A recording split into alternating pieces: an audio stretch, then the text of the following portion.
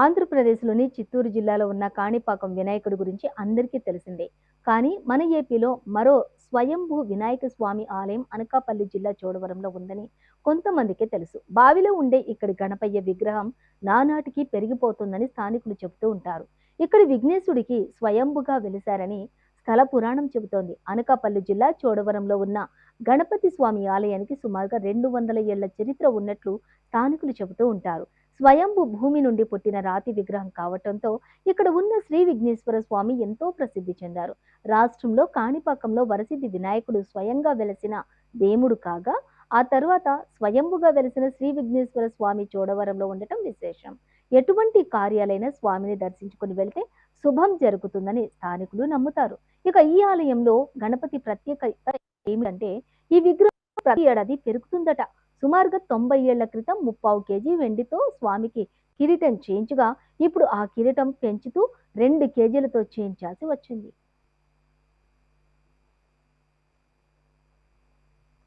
స్వయంభూ శ్రీ విఘ్నేశ్వర స్వామి దేవస్థానం ఇది ఆంధ్రప్రదేశ్ రాష్ట్రం అనకాపల్లి జిల్లా చోడవరం గ్రామంలో వేయించేసినటువంటి స్వయంభూ శ్రీ విఘ్నేశ్వర స్వామి దేవస్థానం. స్వయంభూ అంటే స్వయంగా భూమి నుంచి పుట్టబడిన విగ్రహాలు మాత్రమే స్వయంభూ అంటారు. ఆంధ్రప్రదేశ్ రాష్ట్రం మొత్తం మీద ప్రధానంగా స్వయంభూ విగ్రహాలు ఉన్నాయి. ప్రథమం కాణిపాకంచ, ద్వితీయం చోళవరం, స్వయంభూ శ్రీ విఘ్నేశ్వర గౌరీపుత్ర నమోస్తు శ్లోకం ఉంది. దాని ప్రకారం మొదటిది కాణిపాకం అయింది, రెండోది చోళవరం అయింది. కాణిపాకంలో ఉన్న వినాయకుడు వరసిద్ధి వినాయకుడు అంటారు. ఈ వినాయకుని కార్యసిద్ధి వినాయకుడు అంటారు. అంటే మన స్వామిని దర్శనం చేసుకుని ఏదైనా కార్యం తలంచుకుని వెళ్ళినట్లయితే ఆ కార్యం దిగ్విజయంగా చెప్పుకుని స్వామిని కార్యసిద్ధి వినాయకుడు అంటారు. ఈ విగ్రహం సుమారు 200 సంవత్సరాల క్రితం పూర్వం భూమిలో పుట్టబడి ఇప్పటికీ కూడా పెరుగుతున్న విగ్రహం అన్నమాట. పెరుగుతుంది అన్న నిదర్శనం స్వామివారికి ఉన్న పూర్వ ఆభరణాలకి ప్రస్తుతం ఉన్న ఆభరణాలకు వ్యత్యాసాన్ని బట్టి విగ్రహం పెరుగుతుంది అన్నది మన నిదర్శనం. సుమారు 90 సంవత్సరాల క్రితం స్వామివారికి 30 వెండి కిరీటం పెట్టేవాళ్ళం. ప్రస్తుతం 2 కేజీల కిరీటం పెడుతున్నారు. మొదలు కేజీల మార్పు జరిగింది. ఇలా ఆభరణాలకు ప్రతి 30 ఏళ్ళ 40 ఏళ్ళ మార్పులు చేసుకుంటూ రావడం బట్టి విగ్రహం పెరుగుతుంది అన్నది మన నిదర్శనం. అలాగే స్వామికి తొండం కూడా భూమి లోపల నుంచి కాంప్లెక్స్ వరకు చెరువుల వరకు ఉంటుంది.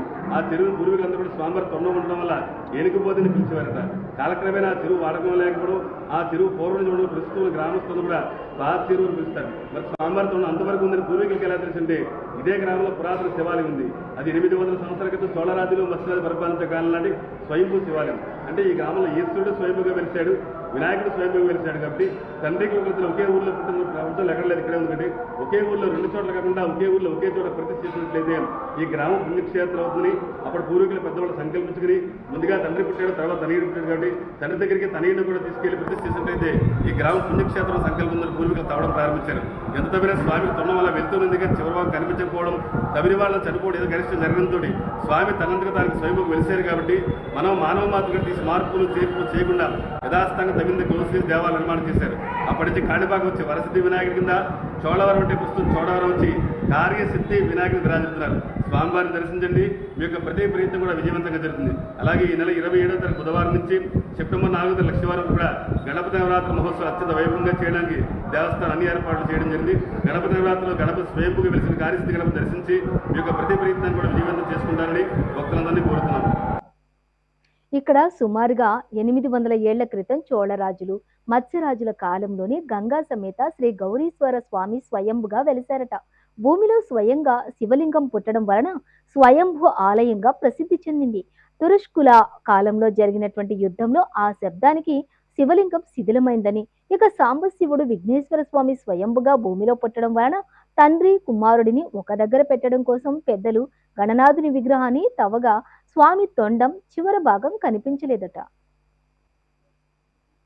మా ఊరికి ఉన్న గొప్ప ప్రత్యేకతలే మా టెంపుల్స్ అండి. మేము ప్రతిరోజు మా డైలీ రొటీన్ స్టార్ట్ చేసే ముందు ఇక్కడికి వచ్చి దర్శనం చేసుకొని వెళ్ళడం అనేది మాకు డైలీ కార్యక్రమం అయిపోయింది. మాకు మేము చోడవరంలో స్వయంభూ వినాయకుడు, స్వయంభూ శివాలయం 2 ఉండటం చాలా గొప్ప విషయం అండి. మా వినాయకుడికి రోజు మేము వచ్చి దర్శనం చేసుకుంటాము. అన్ని కార్యక్రమాలు సజావుగా జరుగుతాయి. ఎవరికైనా ఏవైనా కార్యక్రమాలు జరగాలన్నా, ఏవైనా పనులు జరగాలన్నా 11 ప్రదక్షిణాలు చేసి ఓం గం గణపతి నమః అని స్మరిస్తూ 11 ప్రదక్షిణాలు చేసి కోరుకుంటే ఆ కోరికలు ఖచ్చితంగా తిరుగుతాయండి. అందుకే మా వినాయకుడి కార్యసిద్ధి వినాయకుడు అని కూడా పేరు. తర్వాత 108 ప్రదక్షిణాలు చేసుకొని బెల్లం కొబ్బరికాయలు సమర్పించడం అనేది ఒక ఆనవాయితీగా ఉంది. ఇది ఓన్లీ చోడవరం వరకే కాదు, చుట్టుపక్కల ప్రాంతంలో కూడా చాలా ప్రసిద్ధి చెందిన దేవాలయం. మన ఆంధ్రప్రదేశ్ రాష్ట్రంలో ఫస్ట్ కాణిపాకం వినాయకుడు ఎంత ప్రసిద్ధి, దానికన్నా ప్రసిద్ధి అయిపోయారు మా చోడవరం కార్యసిద్ధి వినాయకుడు. స్వయంభూగా వెలవటం వల్ల చాలా మహిమలు కలిగిన స్వామి. అలాగే మాకు శివాలయంలో కూడా స్వయంభూ శివాలయం ఉంది. తల్లి, తండ్రి, కొడుకు అందరూ స్వయంభూగా వెలిసిన ఊరు బహుశా మా చోడవరమేనేమో. చాలా ప్రసిద్ధమైనది. మీకు అనుకున్న కార్యక్రమాలు, కోరికలు తీర్చే స్వామి. మేమందరం నిత్యం దర్శించుకొని తరిస్తున్నామండి.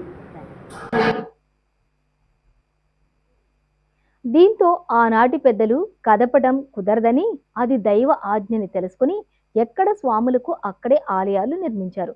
ప్రపంచంలో ఎక్కడ కూడా తండ్రి కొడుకులు రెండు స్వయంభు ఆలయాలు ఉండవు. అలా ఉంటే ఆ ప్రాంతం పుణ్యక్షేత్రం అవుతుందని పూర్వీకులు చెబుతూ ఉంటారు. అంతకుముందే సాంబశివుడు స్వయంభుగా వెలిసి పూజలు అందుకోవటంతో తండ్రి కొడుకులను ఒకే దగ్గర పక్కపక్కన పెడితే ఆ ప్రాంతం పుణ్యక్షేత్రంగా మారుతుందని పూర్వీకులు తలచి స్వయంభుగా వెలిసిన వినాయకుడిని త్రవ్వి అక్కడ పెట్టడానికి ప్రయత్నించారు. కానీ అది సాధ్యం కాలేదు. ఇక్కడ ఉన్నటువంటి శివాలయం, వినాయక స్వామి ఆలయాల్లో నిత్యం నీరు ఊరుతూ ఉంటుంది.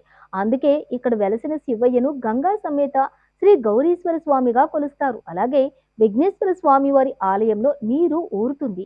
ఇక వర్షాకాలంలో స్వామివారి శిరస్సు మాత్రమే బయటకు కనిపిస్తుంది. ఆలయంలో కొడమంచిలి వంశీయులు ఆధ్వర్యంలో పూర్వం నుండి అర్చకత్వం జరుగుతూ ఉండగా బాలగణపతి సంఘం ఆధ్వర్యంలో ఆలయం అభివృద్ధి చెందింది. ఇప్పుడు దేవాదాయ శాఖ ఆధ్వర్యంలో నిత్య పూజలు అందుకుంటుంది.